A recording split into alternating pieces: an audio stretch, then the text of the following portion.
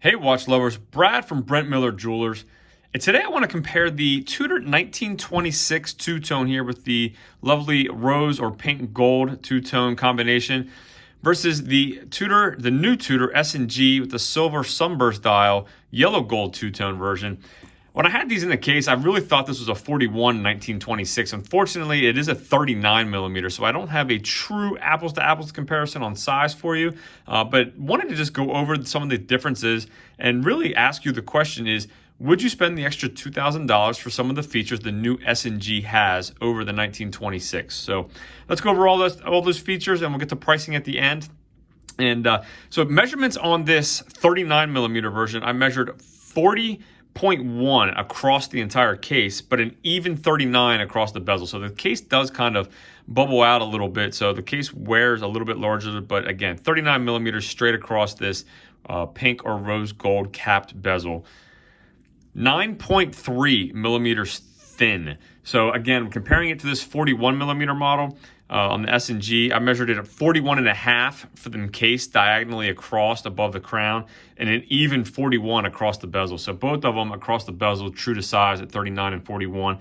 However, I measured this at 12.4 millimeters thick. So the 39 millimeter version here is 3 millimeters, just about, actually a little more than 3 millimeters thinner than the S&G. I wish I had the 41. I went back to an old video where I had taken measurements and I had the 41 1926 listed at 9.8 millimeters thick. So about a half millimeter thicker than the 39 millimeters, but still, definitely thinner than the new S&G. Going from there, the lug to lug again on this 39 millimeter is 46.8.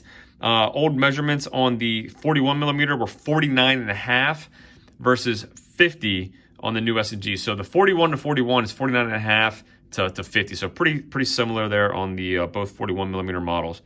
And then on this 39 millimeter model, I have a 21 millimeter lug width. On the 41, it is a 22, which matches the 22 on this 41. Again, this 39 tapering down to 18 and then back out to 20 at the deployment clasp here.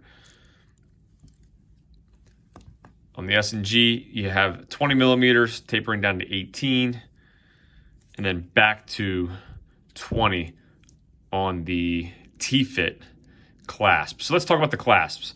One of the major differences is on this S&G is you do get the updated T-fit clasp with the micro adjustability, which is absolutely fantastic.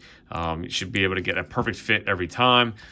Versus the 1926 models, you do not. You have just a standard deployment buckle flip. So no micro adjustability, no half links. You do have screw pins though. So you do have screws similar to the S&G. But if you're like me, I am an owner of the opaline with the blue. Getting the perfect fit on the bracelet was a tad difficult. I wear mine on a NATO strap. So the T-fit clasp and adjustability is definitely a huge pro for the S&G, the new S&Gs. Additionally, we have solid stainless steel case backs on both of these. However, the second, or I guess the other largest difference in these two models is on the 1926 models, on this one, you're getting a T601 movement, which is essentially a modified Salida movement with a 38-hour power reserve. Whereas with the new S&G model, you are getting the in-house MT5601 movement from Kinesi with 70 hours of power reserve. So you are essentially doubling your power reserve.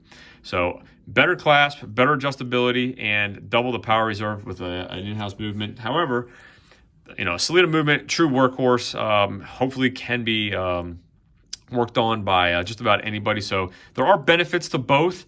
Looking at them, I also weighed them. Again, I did not weigh the 41, so I'm sure the 41's a little bit heavier, but the 39 came in at 140.6 grams compared to 169.8 grams. So between the two of these, a 30-gram difference. I'm sure the 41 would be a little bit heavier and probably narrow that gap a little bit. So let's talk now pricing. So the 1926 I have here, this 39 millimeter model was $3,050. The 41 millimeter model is $3,100, so an extra $50. So $3,100 versus your S&G at $5,250. So again, ballpark that and say for $2,000 First and foremost, do you need a date? You know, looking at these, I do love this textured dial in the 1926 models. I love it every time I see it. But if you need a date, the 1926 is the only option here. No date on the new S&Gs. Now, looking at that, let's talk about the two-tone and the gold. The gold is the same on both of these. And what I mean by that is you have capped bezels. You have solid end links, so the gold on these end links is solid gold on the end links, so they don't wear through. And then you have capped gold on the rest of the links. So, you know, you have a thicker, what I would call thicker linked Jubilee bracelet here on the new S&G, and I do really like the Jubilee look. Versus the 1926, you have a, you know, polished, but I won't call this a true Jubilee. However, again, capped gold on the three thinner links there. So, you know, overall aesthetically, that plays a part as well in your decision-making process. You know, the snowflake hand here, the Black Bay lineup versus the, I'll call those leaf hands here on the 1926. And lastly, I will point out that you do have a stainless steel screw-down crown, signed crown, but it is steel on the 1926 versus a capped gold signed rose logo here on the S&G. So again, Tudor shield versus the rose logo.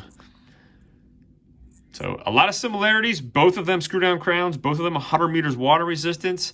The question is, would you spend the $2,000 for the upgraded clasp and the in-house movement, and probably a little bit more gold here with the crown and just a heavier watch altogether? So that's the question I have for you. Both fantastic watches. Not a right or wrong answer. I will throw these on wrist real quick. I rambled on longer than I wanted to. Again, this is a 39 millimeter 1926. Definitely thinner, lighter.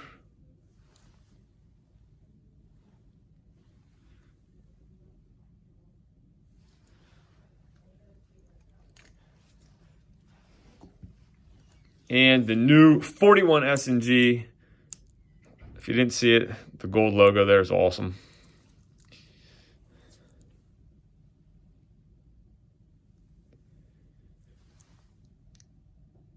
Thanks for viewing. Let me know what you think in the comments between these two. And if there's anything I can do for you, email me, brad@brentlmiller.com, and we'll see you in the next video.